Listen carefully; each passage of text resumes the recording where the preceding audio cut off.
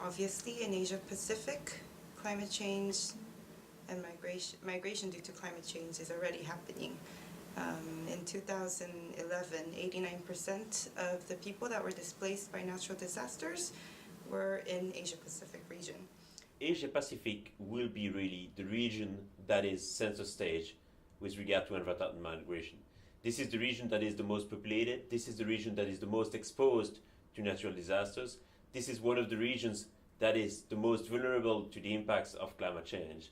So all in all, it is extremely important that government officials from the countries of the region are sensitized and have the tools to be able to respond to climate change and migration, because they will be in the front line when it comes to the actual response to these phenomena. So I think this is what makes the training session of these days so important for the trainees, because they will be the first one to respond.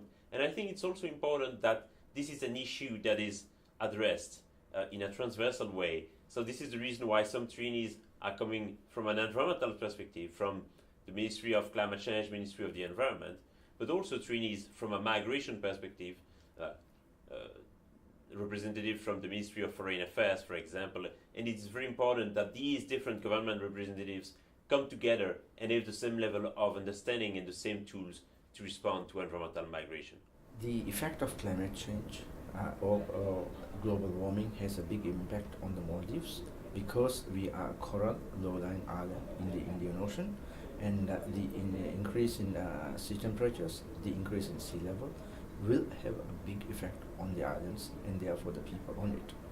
An example from Vanuatu on how environment impacts migration is if you refer back to 2005, where there is a relocation of people from the island of Tekwa, the north of the country, that's in Torba province, where an entire village is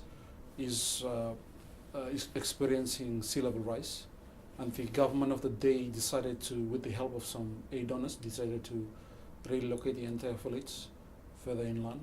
One of the examples in PNG is the Carteret Islands.